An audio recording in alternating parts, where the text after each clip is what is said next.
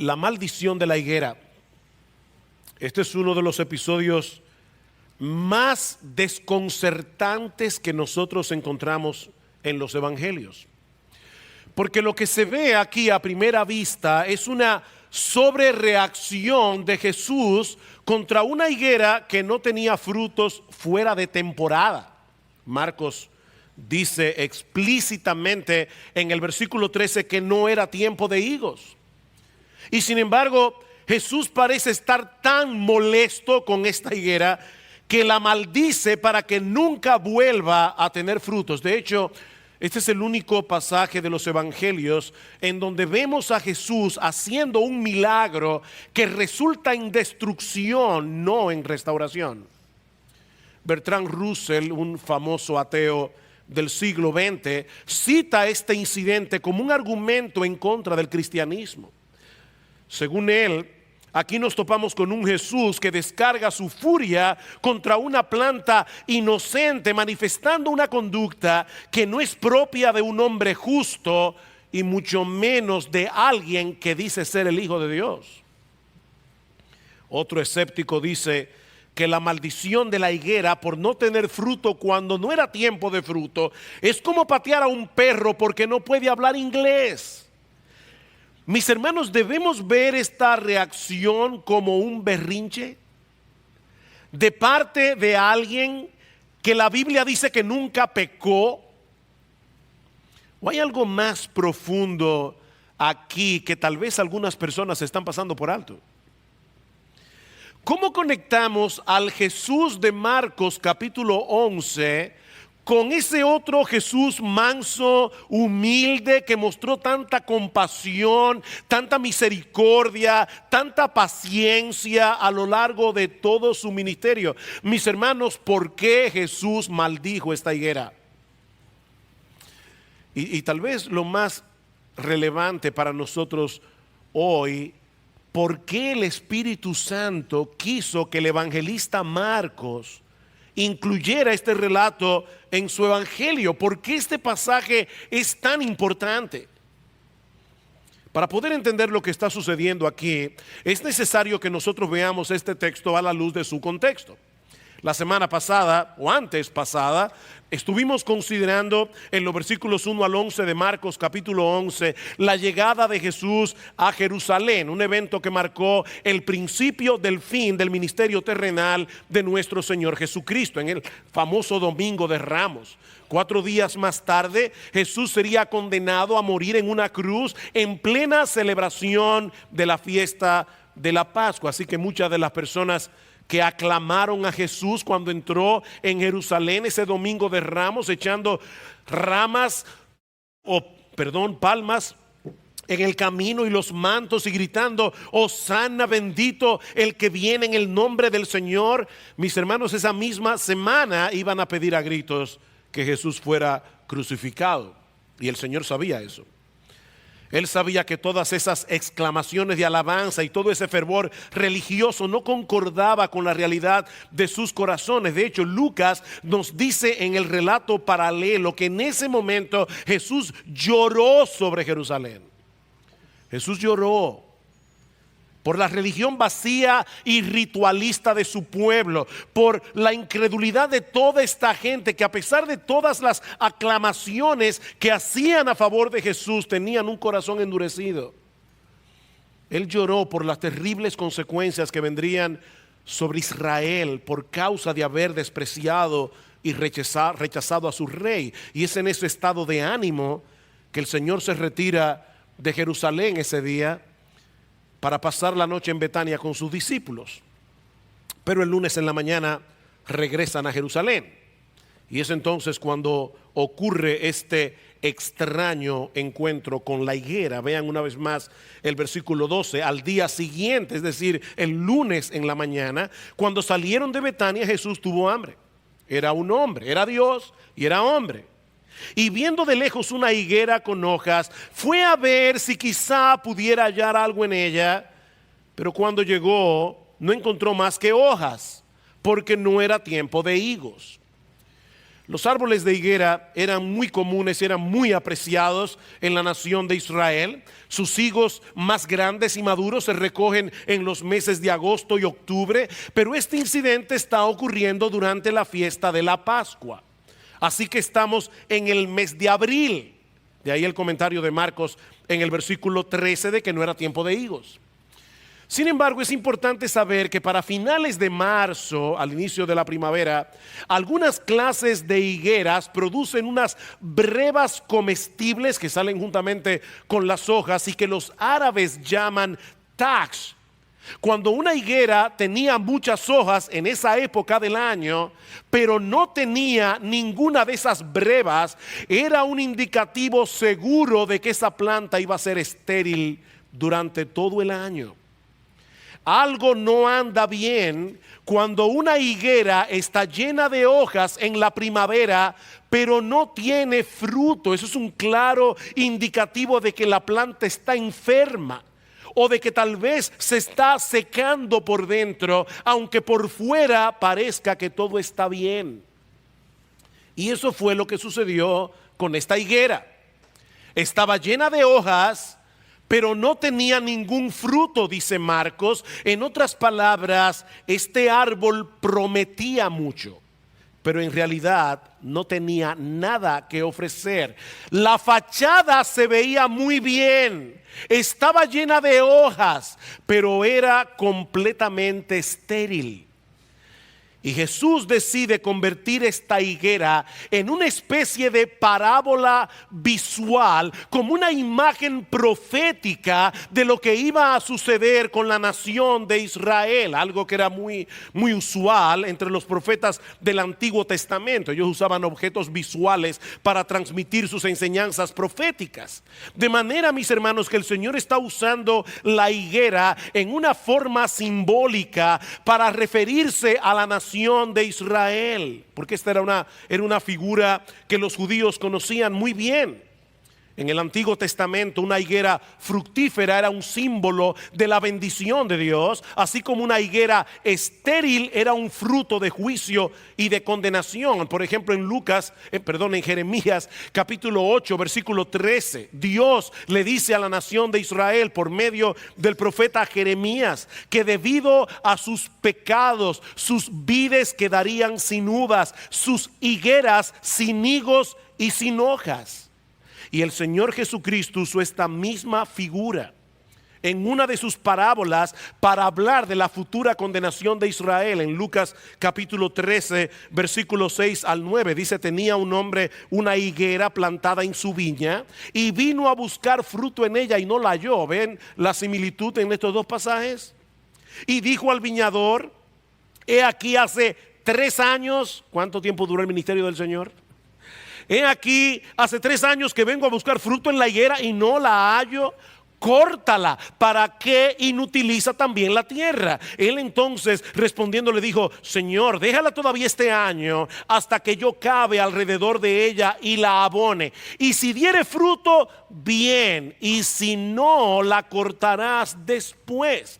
Lo que el Señor está profetizando en este incidente en Marcos capítulo 11 es que había llegado el tiempo de cortar la higuera. Israel había pasado el límite de la paciencia de Dios. Dice en el versículo 20 que la higuera que Jesús maldijo ese día se secó desde la raíz. Y lo mismo iba a suceder con la nación de Israel por causa de su pecado, por causa de su religiosidad vacía, ritualista, meramente ceremonial. Ahora, hermanos, si nos quedamos en este punto y vemos la maldición de la higuera únicamente en relación a lo que sucedió con el pueblo de Israel hace 2000 años, nosotros hemos perdido la relevancia de esta historia para nosotros en el día de hoy. Cuando Juan el Bautista decía en su predicación en Mateo capítulo 3, recuerdan que el hacha ya está puesta a la raíz de los árboles y que todo árbol que no tiene buen fruto será cortado y será echado en el fuego. Él no se refería únicamente a los judíos. Todo árbol que no dé buen fruto será cortado. ¿Sabes lo que esto significa? que todo aquel que profesa ser creyente, pero no está dando los frutos que evidencian una verdadera conversión, está en peligro de terminar en el infierno, independientemente de la iglesia a la que pertenezca, independientemente de la cantidad de ministerios y de actividades en lo que tú estés envuelto durante el resto de la semana. Estás en peligro de terminar en el infierno. En Mateo capítulo 7, versículo 21, hay uno de los pasajes más duros que nosotros encontramos en el Evangelio. No todo el que me dice Señor, Señor, entrará en el reino de los cielos, sino el que hace la voluntad de mi Padre que está en los cielos. En aquel día, en el día del juicio, muchos me dirán, pero Señor, Señor, ¿no profetizamos en tu nombre? Y en tu nombre echamos fuera demonios, y en tu nombre hicimos muchos milagros. Y entonces les declararé, yo nunca os conocí. ¿Oyeron eso? Personas que estaban profetizando, personas que estaban echando fuera demonios, personas que estaban haciendo muchos milagros, y Jesús dice que en el día del juicio Él les dirá, yo nunca os conocí, ustedes nunca fueron míos, ni cuando estaban echando fuera demonios, ni cuando estaban profetizando, ni cuando estaban haciendo milagros. Yo nunca os conocí, apartaos de mí, hacedores de maldad.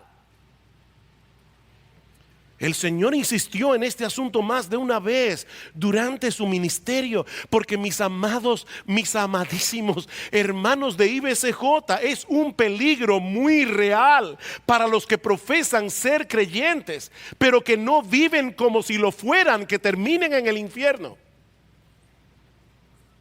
El árbol se conoce por el fruto, dice el Señor en Mateo 12:32, no por las hojas, no por el follaje, no por lo bien que se ve por fuera.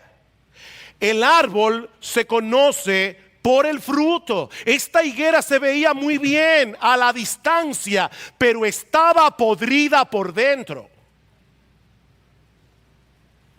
Y Jesús la maldijo. Mi amigo, aquí no estamos hablando de una persona que dice ser atea.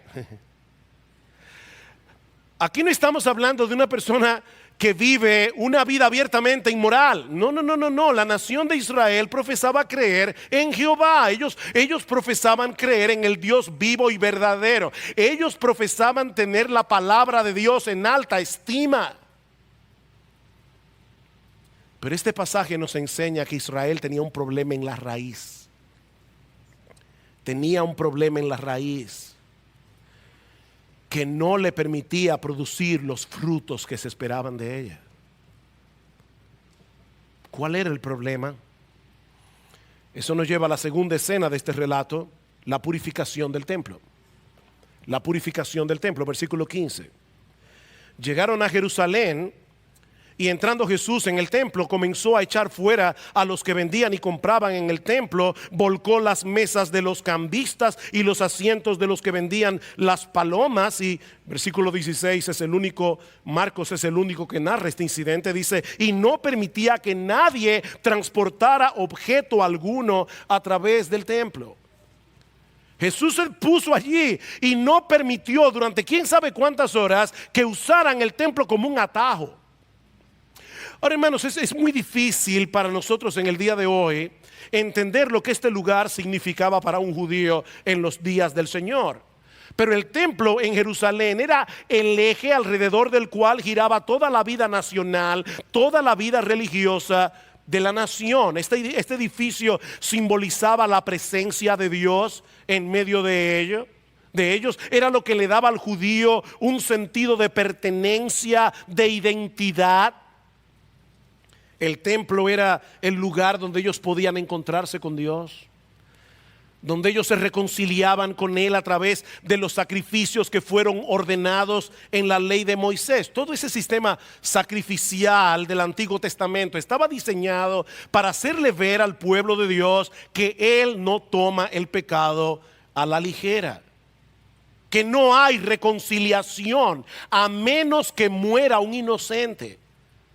La paga del pecado es la muerte, dice Pablo en Romanos capítulo 6, versículo 23.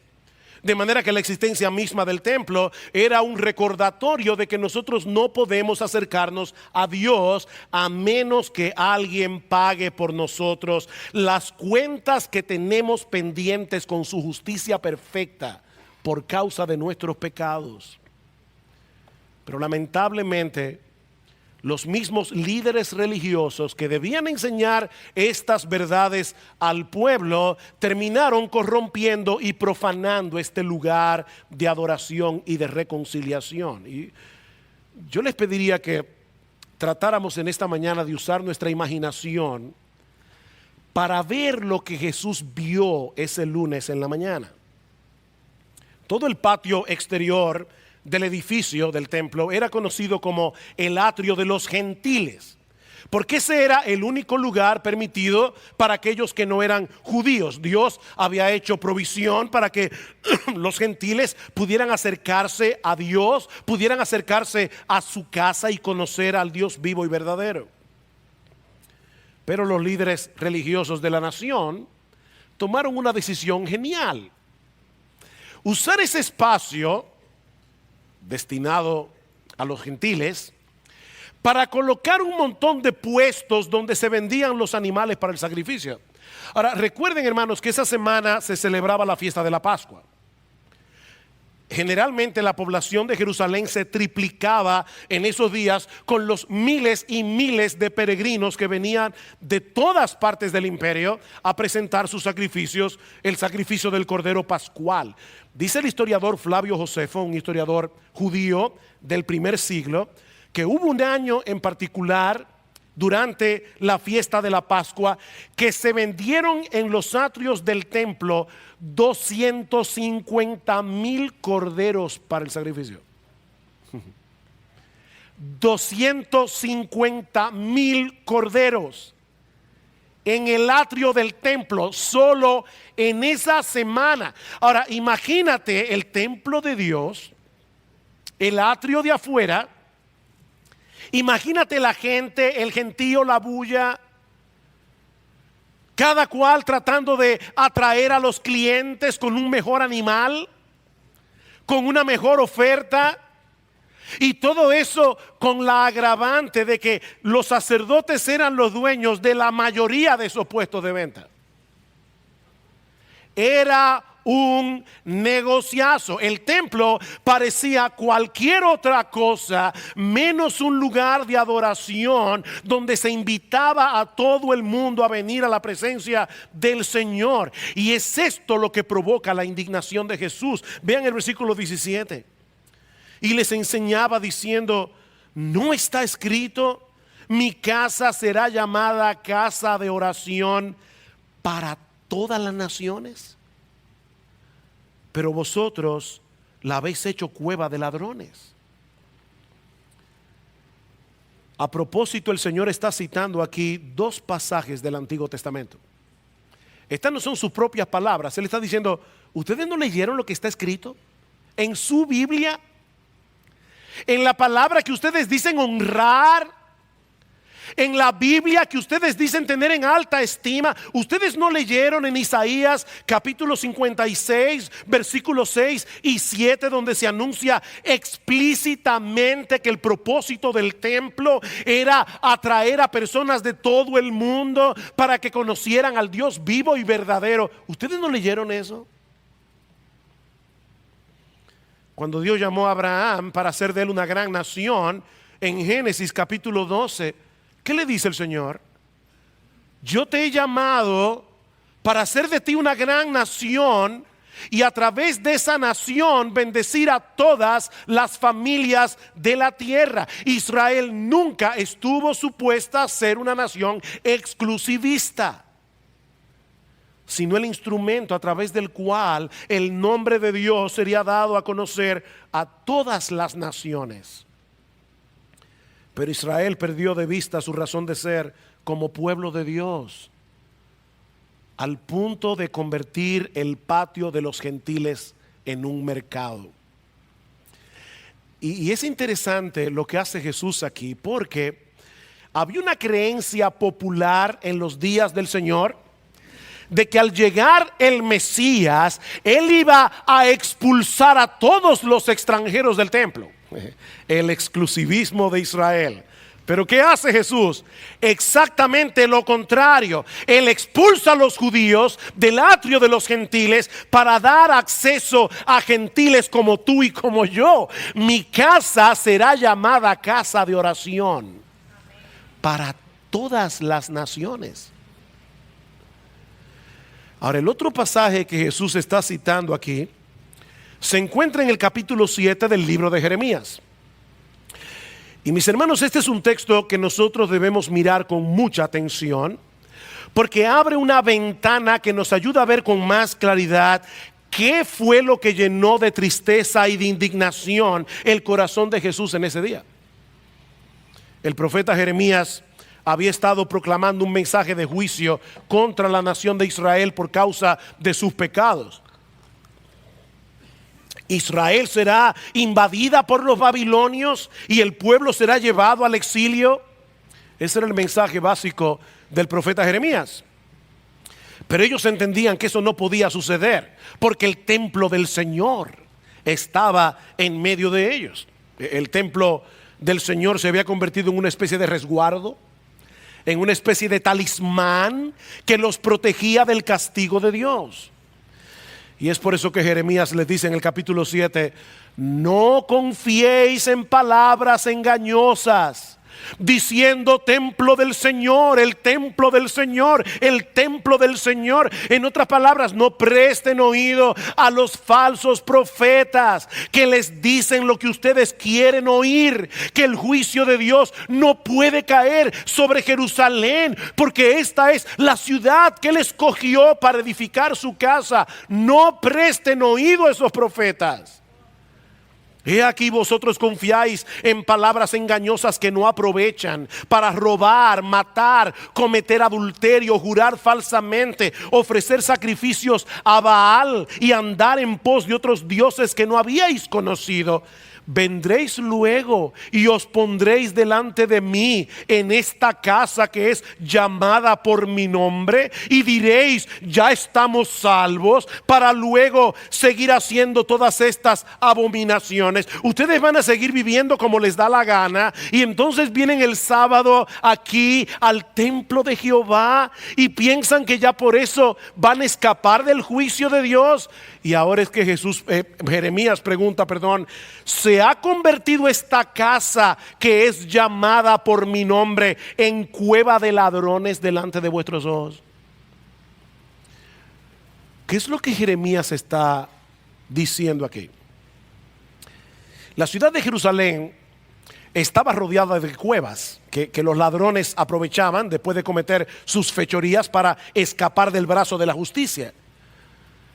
Y lo que Jeremías está diciendo es que eso era exactamente lo que los judíos estaban haciendo en el templo. Y es lo que Jesús está diciendo a los judíos de su época. Ustedes se están escudando detrás de sus rituales, se están escudando detrás de sus ceremonias para protegerse del castigo de Dios y seguir viviendo como les diera la gana. Habían convertido el templo en una cueva de ladrones. Y eso nos lleva de vuelta, mis hermanos, a la maldición de la higuera. Israel era como un árbol frondoso, era un árbol lleno de hojas. Ahí estaba el templo durante la Pascua, lleno de peregrinos, llevando sus sacrificios al altar. Todo parecía estar bien, pero la realidad es que no estaban produciendo ningún fruto para Dios. Era una mera fachada de religiosidad, pero sin fruto. Si la Biblia enseña que la salvación es por gracia, es por medio de la fe, no es por obras para que nadie se gloríe, dice Pablo en Efesios 2. La salvación es un regalo de Dios que se recibe únicamente descansando en Cristo y en su obra de redención. Pero hermanos, amigos que están aquí en esta mañana, todo aquel que realmente cree, todo aquel que realmente se arrepiente, manifiesta a través de sus frutos la realidad de su fe y de su arrepentimiento. Estos hombres, estas mujeres se estaban escondiendo detrás de sus actividades religiosas para calmar sus conciencias. Mis hermanos, eso es convertir la casa de Dios en una cueva de ladrones. Vivir en el resto de la semana como un mundano y luego venir a la iglesia a calmar tu conciencia cantando himnos con tus ojos cerrados. Eso es convertir la casa de Dios en una cueva de ladrones. Tú te estás escudando, te estás escondiendo detrás de una religiosidad barata. Este pueblo de labios me honra, dijo el Señor en otra ocasión, pero su corazón está lejos de mí. Ustedes ven, hermanos, cuál es el meollo de este asunto. No es estar en un lugar físico, se trata del corazón. Estas personas estaban en el lugar correcto, diciendo las palabras correctas, trayendo los sacrificios correctos, pero su corazón estaba dañado. Su corazón estaba dañado. Y por favor, que nadie, absolutamente nadie, piense en este lugar en el día de hoy que está exento de ese problema por más años que tenga siendo miembro de esta iglesia. Porque este pasaje nos presenta una seria advertencia sobre la posibilidad de parecer un creyente sin serlo. Estar lleno de hojas y no tener fruto. Mis hermanos, ¿se puede tener una mera apariencia de piedad? Dice Pablo. ¿Recuerdan en 2 Timoteo capítulo 3? Versículo 5 dice Pablo: Timoteo, habrá hombres que tendrán apariencia de piedad, pero negarán la eficacia de ella. Lo que Pablo está diciendo aquí es que la piedad es eficaz. O sea, la verdadera piedad hace algo. Si los frutos no concuerdan con la piedad que tú profesas con tus labios, entonces es una piedad ineficaz y es una piedad peligrosa. Pablo le dice: Timoteo, debes evitar ese tipo de personas. Cuídate de ellas, Timoteo, porque destruyen a otros mientras se destruyen a sí mismos.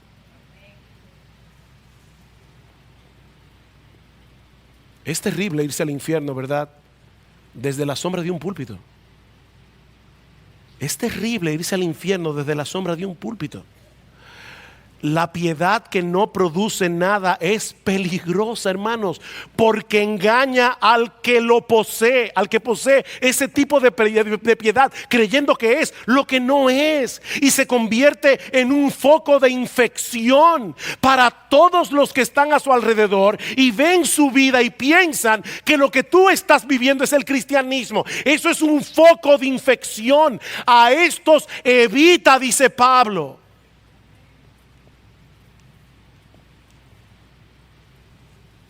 Pastor, ¿y cómo yo puedo saber si la piedad que yo profeso es una piedad eficaz?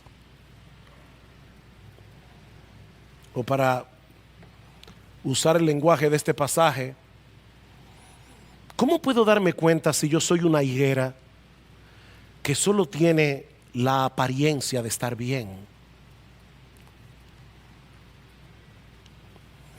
Bueno, todo comienza con el arrepentimiento y la fe.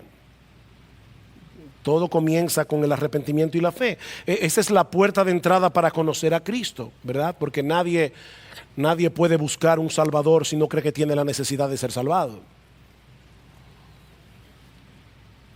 Déjame hacerte una pregunta. Déjame ayudarte en esta mañana. ¿Alguna vez tú te has visto a ti mismo como un pecador que merece justamente el infierno por causa de tus pecados? Porque si no es así, tú no eres cristiano. Recuerden lo que decíamos la semana pasada: la iglesia es la única institución del mundo que tiene como requisito para ser miembro de ella que hay que ser pecador. Si tú no crees que eres pecador, tú no eres cristiano. Oh sí, pastor, yo lo sé, yo sé que yo merezco el infierno.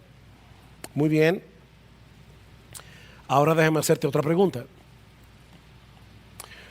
¿Tú te has arrepentido de tus pecados? ¿Tú has venido delante de Dios reconociendo tus pecados como pecado? No como faltas, no como errores, no como debilidades, como pecados, como transgresiones de la ley de Dios. Y le has pedido a Dios que te perdone de ellos y que desarraigue esos pecados de tu corazón.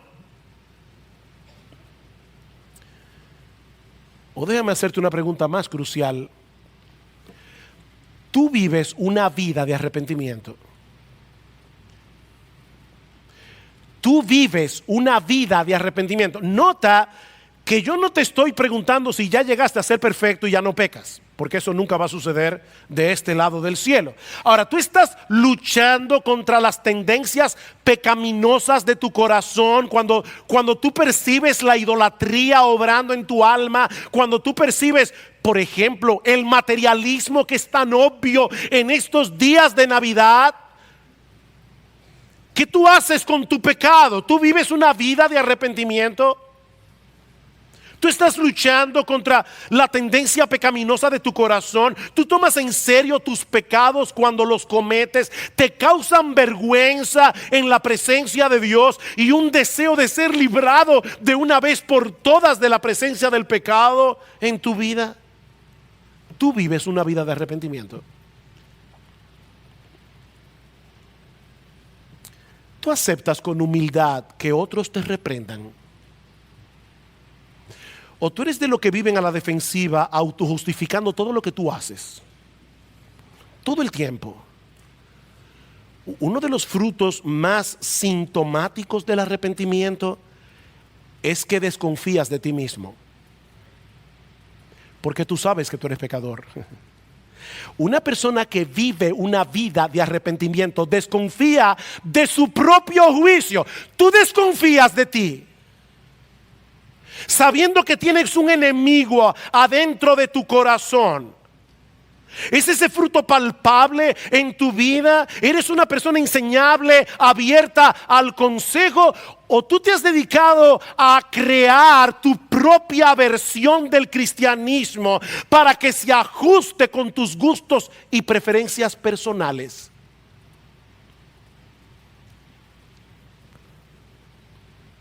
Sí, hermano, créame, este es un mensaje que no es fácil de oír y no es fácil de predicar.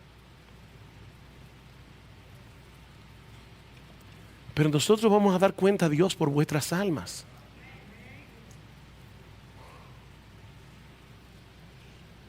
¿Y qué de la fe? Dijimos arrepentimiento y fe. ¿Qué de la fe? ¿Tú has puesto toda tu confianza únicamente en Cristo para el perdón de tus pecados? Oh sí, pastor, yo hace varios años que yo soy miembro de IBCJ. Qué bueno.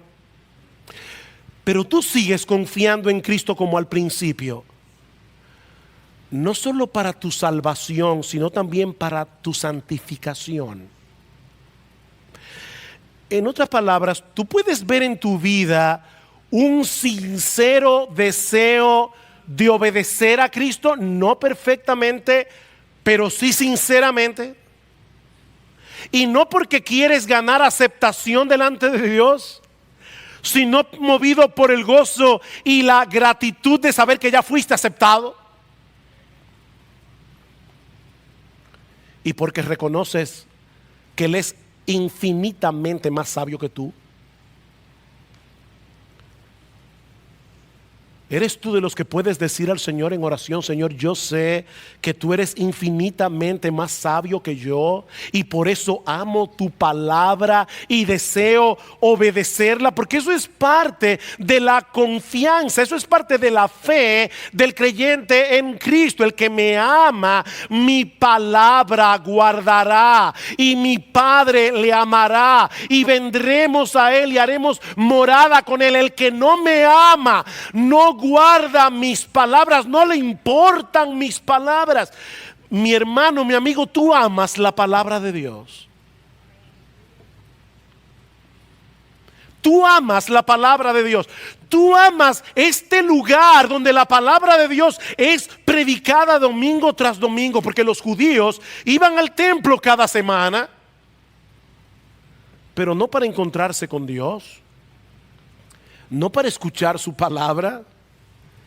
Era para calmar sus conciencias. Ellos habían convertido el templo en una cueva de ladrones.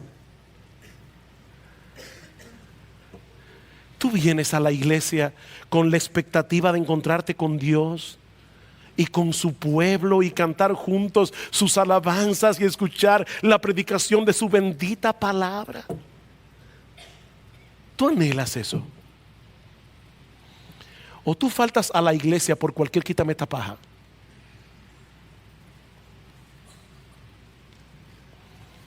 Déjame aterrizar esto un poco más. En la providencia del Señor, este próximo domingo es 25 de diciembre. No hay que ser muy inteligente para saber que el sábado es 24. Y el próximo es 1 de enero. Es decir, que la noche anterior es 31. Honestamente,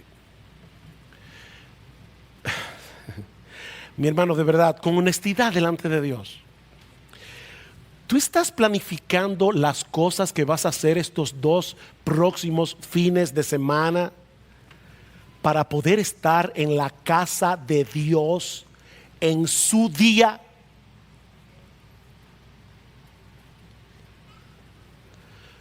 ¿O ya estás considerando la posibilidad de no venir? Porque en el fondo es más importante para ti lo que se hace el 24 y lo que se hace el 31.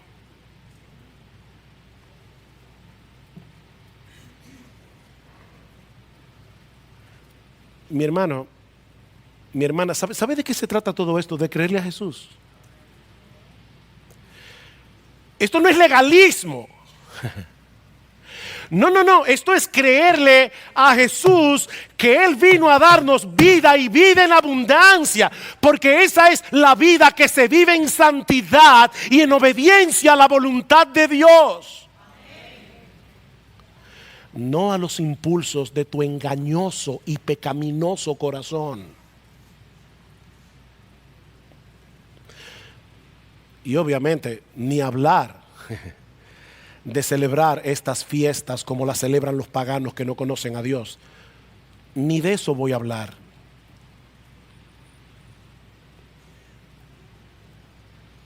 Los mandamientos del Señor no son gravosos, dice 1 de Juan capítulo 5 versículo 3.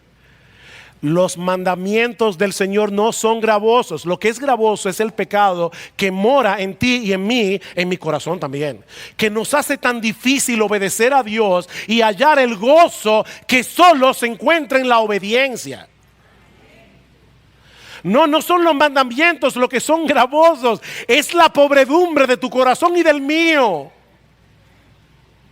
Los mandamientos de Jehová son rectos, dice el salmista, y precisamente por eso alegran el corazón. Alegran el corazón. ¿Tú crees eso? ¿O tú eres de los miles y miles que asocian la palabra santidad con santurronería desabrida, apagada, aburrida? Cuando tú dices la palabra santidad, ¿cuál es la imagen que viene a tu mente? ¿Es la de un santurrón? ¿O es la de un hombre feliz?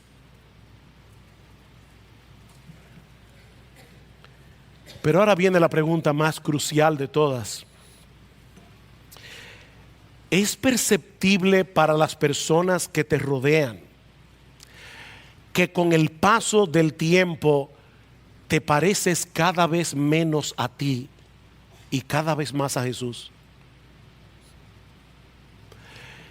Es perceptible a las personas que te conocen y te rodean que cada año tú te pareces menos a ti y cada vez te pareces más a Él. El fruto del Espíritu es amor, gozo, paz, paciencia, benignidad, bondad, fe, mansedumbre, templanza, dominio propio. ¿Sabes lo que es eso? Ese es un cuadro de Jesús. Que el Espíritu Santo va formando en el corazón de aquellos que creen. Sí, yo sé que todos tenemos una lucha con el orgullo y con el egoísmo. Esta semana en nuestro grupo pequeño estábamos hablando de ese tema y decíamos, wow, ¿quién está libre de esto? Nadie está libre de esto. Todos tenemos una lucha con el orgullo, con el egoísmo.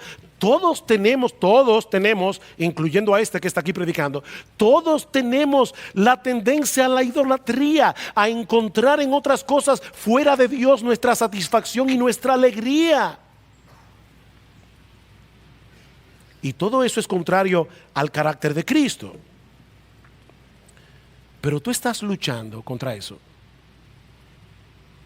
Tú estás tratando de identificar dónde el egoísmo, el orgullo, la idolatría se está manifestando en tu corazón y estás luchando contra todas esas características de tu viejo yo, todo eso que te hace parecerte más a ti y menos a Él.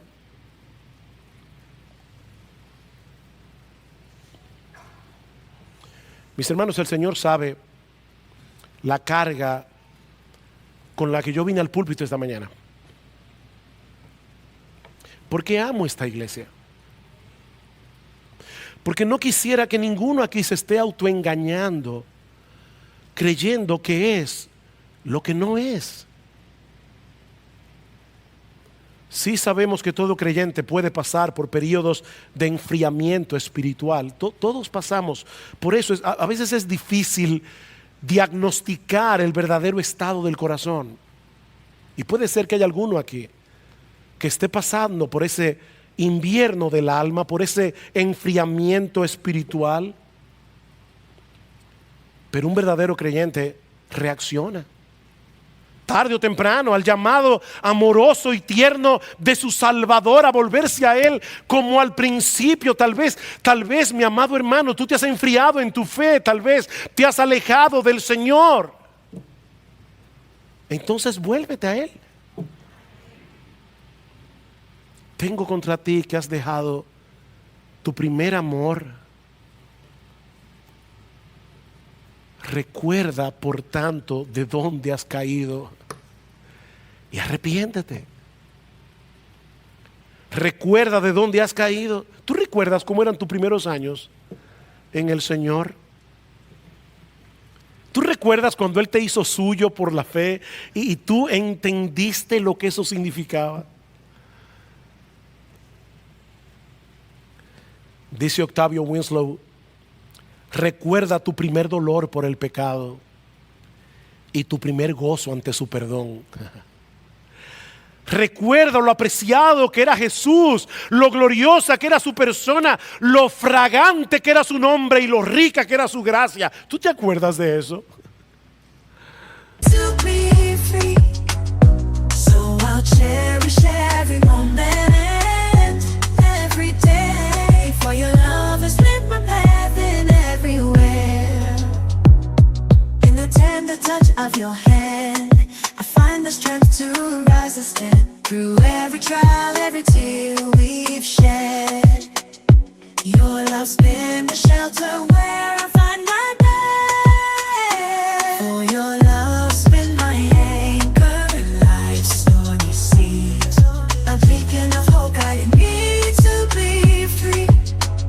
So I'll cherish every moment, every day, for your love has lit my path in every way. With gratitude in my soul, I'll sing this song. For the love we share is steadfast and strong. Arrepiéntete. Vuélvete a Él. Aunque te parezca imposible regresar a donde estabas, Jesús es un gran Salvador y Él puede hacer que tu vida espiritual vuelva a florecer como al principio, tal vez como nunca antes. Él puede hacer eso. Ve y clama estas palabras hacia el norte, dice en Jeremías 3, y di: vuélvete, oh rebelde Israel, dice Jehová, no haré caer mi ira sobre ti, porque misericordioso soy yo, dice el Señor, no guardaré para siempre el enojo. ¿Tú oíste eso? Dios mismo te garantiza que puedes volver. No importa lo lejos que estés, puedes volver, porque Él es un Dios misericordioso. Sigue diciendo Winslow: no te hace falta nada más que esta invitación de Dios. Aunque Satanás te desanime, aunque tus pecados clamen contra ti, aunque la culpa, la incredulidad y la vergüenza se confabulen para obstaculizar tu camino, si Dios te dice que regreses, no requerirás nada más. No necesitas ninguna otra cosa. Él desea aceptarte de nuevo para perdonar tus pecados, para olvidar tu mezquina ingratitud, para sanar tu rebelión. Tienes una sólida garantía para regresar, por numerosos que sean los motivos de desánimo y la oposición a la que te enfrentes. Dios, el misericordioso, te está invitando a volver.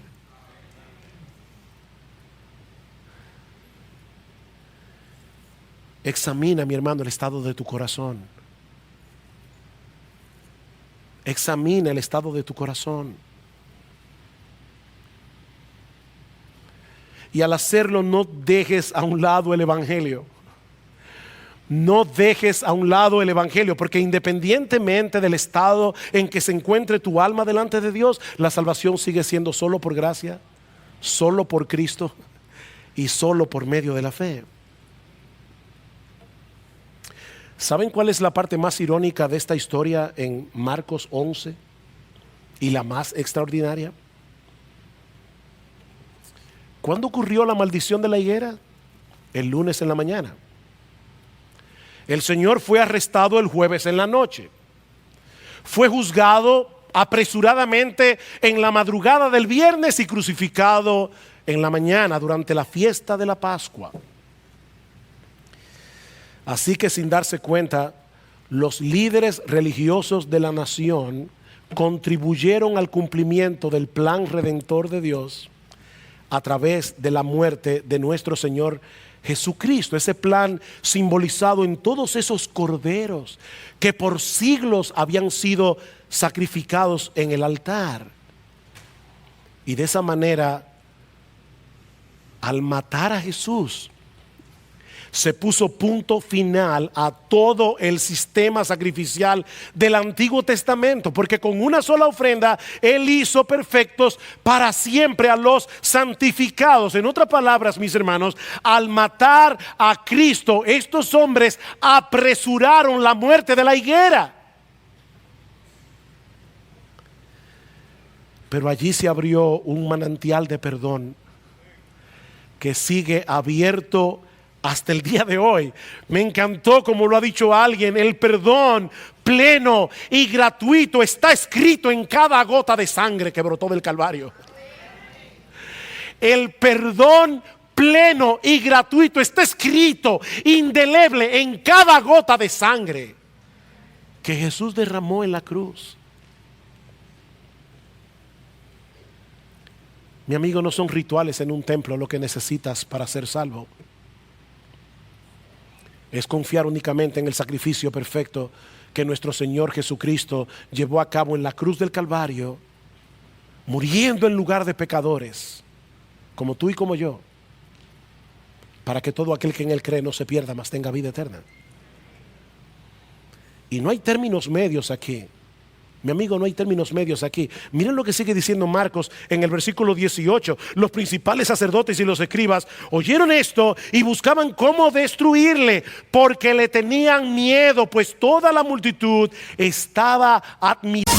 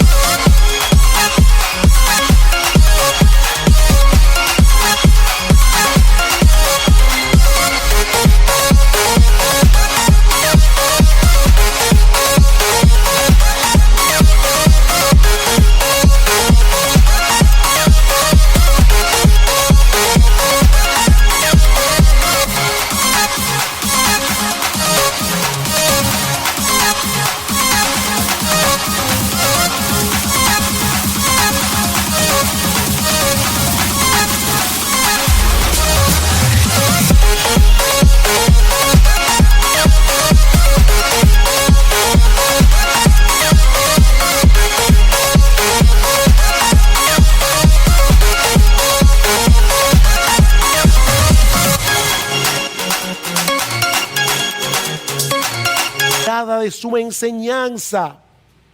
Increíble.